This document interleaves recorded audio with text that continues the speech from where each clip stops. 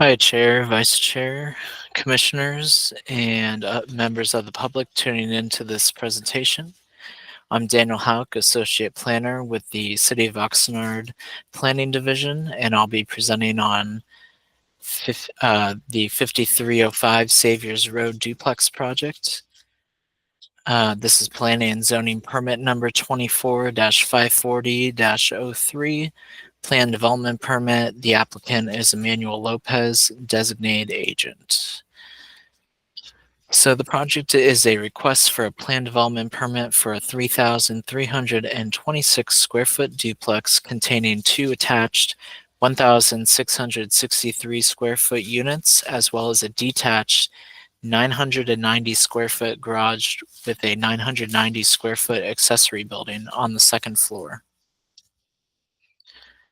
The subject site is 5305 Saviers Road, which is a vacant parcel.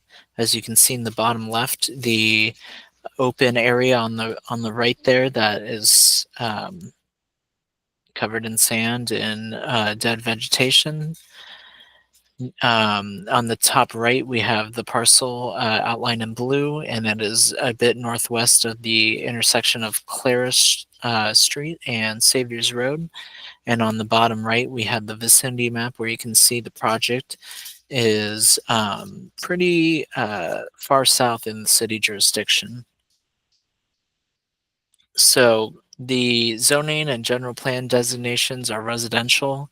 For the zoning, it's R3, which is garden apartment residential zone. And for the general plan, the residential zone is residential medium. The northeast and west directions all have the same zoning and general plan designations, and those are all have existing multifamily.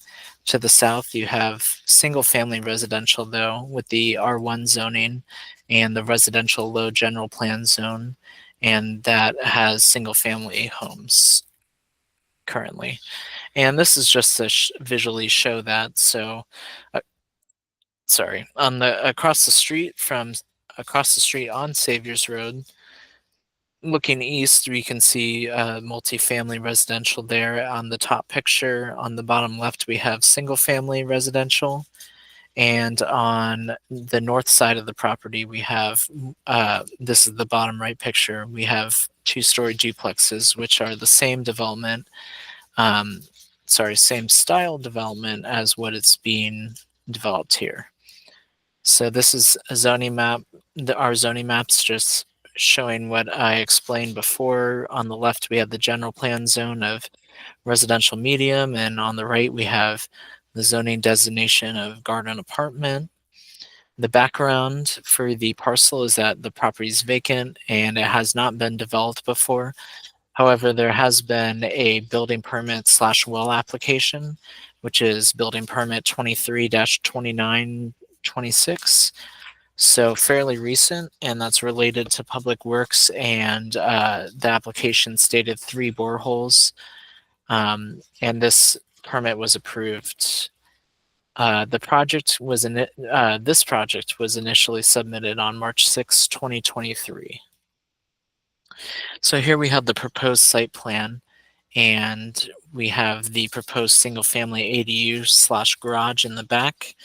That's at the top of the screen, and that would be along the alleyway. There's two two-car garages and a visitor spot on each side of that building.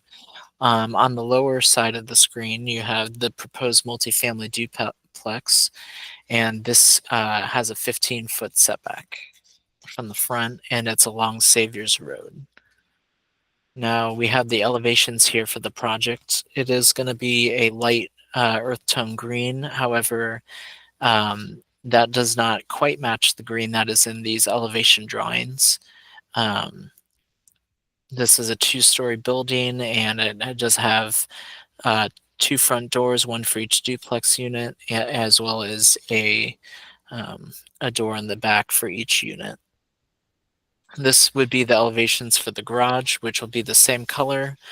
Again, there's 2 two-car garages on the bottom floor there, as you can see, with its 2 separate garage doors. And then in the rear, you have a exterior staircase that actually goes up to the second floor ADU, and the ADU would be the full second floor. The garage would be fully on the first floor and take up the full first floor. Now, consistency with the general plan was found uh, with consistency with a few policies, and I'll lightly detail that now. We have that it's in the policy of infill development, and this would be infill development. It is also compatible with the existing residential and complementary in design, and then it is compatible with the zoning designations on the property, which allow residential use, as well as, again, with the adjacent uses. Now, we have zoning code compliance as well. In the front, there's a 15-foot setback, and it's proposed at 15. We have a rear 25-foot setback, and the duplex is at 51 feet from the rear. The garage is 6 feet. However, that is allowed as an accessory building. So accessory buildings can be in the required rear setback. There's a required 5-foot side setback, and this would be at 5 feet and 6 feet on one side due to an easement, public utility easement, that is. Now, the max height for this zone is 35 feet. The duplex and the garage slash ADU are both under 35 feet. There's two-car garages and 2 visitor spaces being proposed, which would be meet the minimum required parking standards, and landscaping will be required in the front yard. The project was categorically exempt under Section 15303, Class 3 of the state CEQA guidelines. Class 3 is dealing with new construction or conversion of small facilities in urbanized areas under 10,000 square feet in floor area. This project is well under the 10,000 square feet, with 3,300 or so feet for the duplex and under 2,000 for the garage slash ADU building. And this is, of course, in an urbanized area, as all the adjacent lots are developed. The whole surrounding area is developed with residential. We did publicly notice this planning commission hearing. It was in the newspaper, it was posted on site, and it was mailed to property owners within 300 feet. To date, staff has not received any public comments on this planning commission hearing. The project has about 78 conditions total, and that'd be coming from the planning and the building and engineering departments. A couple key conditions are that landscaping will be conditioned in the required front yard along Saviers Road.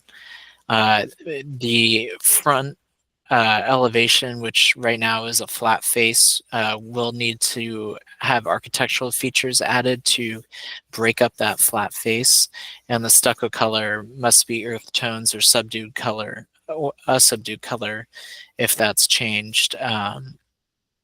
However, it also must not directly match the adjacent, immediately adjacent properties.